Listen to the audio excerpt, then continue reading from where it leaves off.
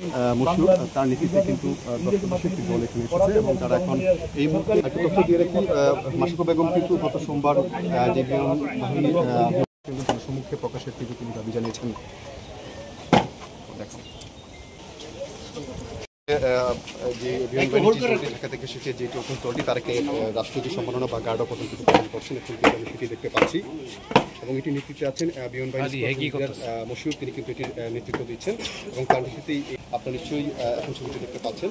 কিন্তু এই যে বিমানবাহিনীর পক্ষ থেকে গার্ড অফ অনার প্রদান করা হচ্ছে নিহত শিক্ষিকা মাসুকা বেগমের সম্মানে।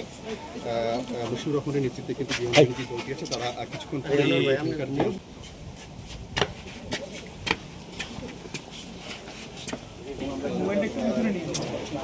আস্তে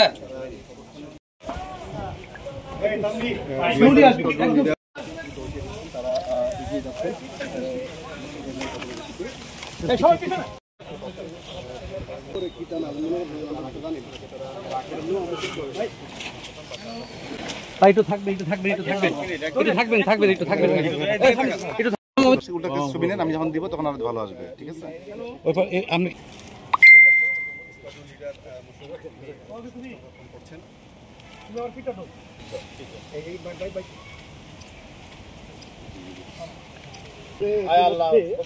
বাংলাদেশ বিমান বাহিনীর পক্ষ থেকে কিন্তু করা হচ্ছে, সেখানে তার শেষ ইচ্ছা অনুযায়ী কিন্তু তার দাফন কিন্তু। আপনারা সবাই অবগত আছেন যে গত 21শে জুলাই ঢাকার মাইলস্টোন কলেজে একটি মর্মান্তিক বিমান দুর্ঘটনা ঘটে, যার পরিপ্রেক্ষিতে দেশের বেশ কিছু কোমলমতি শিশু, অভিভাবক, শিক্ষিকা এবং একজন বৈমানিক নিহত হন। তাদের মধ্যে একজন অন্যতম হচ্ছেন আমাদের সম্মানিত ম্যাডাম, যিনি মাইলস্টোনে কর্মরত ছিলেন বিগত 5 বছর ধরে, মাসুকা বেগম নিপু ম্যাডাম। আমরা আজকে এখানে এসেছি মূলত বিমানবাহিনী প্রধানের পক্ষ থেকে এবং বিমানবাহিনীর সকল সদস্যের পক্ষ থেকে তার প্রতি শোক এবং সম্মান জানানোর জন্য। আপনারা সবাই অবগত আছেন যে তিনি শুধু একজন শিক্ষকই ছিলেন না, তিনি ছিলেন একজন সাহসিনী, তিনি ছিলেন একজন আদর্শ নাগরিক, যিনি তার নিজের জীবন বাজি রেখে অনেক শিশুর জীবন রক্ষা করেছেন এবং তার নিজের জীবনকে উৎসর্গ করেছেন।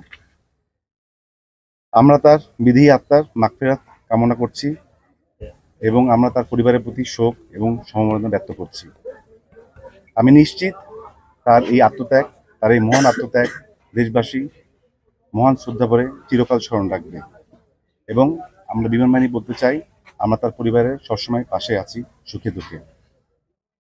আপনারা সবাই বিধি আত্মার জন্য দোয়া করবেন, আল্লাহ যেন তাকে শহীদের মর্যাদা দিয়ে জান্নাত পুরস্কার হিসেবে দিয়ে থাকেন। সে ব্যাপারে কার্যক্রম চলমান আছে, এটা যখনই শেষ হবে আপনাদের সবাইকে অবশ্যই জানানো হবে। এটা বিমানবাহিনী উদ্যোগ টিম কাজ করছে এবং আপনারা সেটা জানতে পারবেন। সেটা জেনে থাকেন যে আমাদের ঢাকা একটি আমাদের রাজধানী এবং এটি খুবই স্ট্র্যাটেজিক একটা লোকেশন, যেখানে আমাদের নিরাপত্তা খুব দরকার।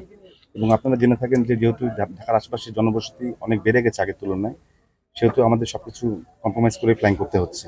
এবং দুর্ঘটনাটা কখনো কারো কাম্য নয়, এটা কারোর পক্ষে কোনো কাম্য নয়। দুর্ঘটনা হতেই পারে যে কোনো সময়, যে কোনো কারো জীবনে। সো এটার আসলে এটা ছাড়া কোনো সদুত্তর আমার কাছে নেই। এটা আমি দুর্ঘটনারই মনে করে চাচ্ছি। মানে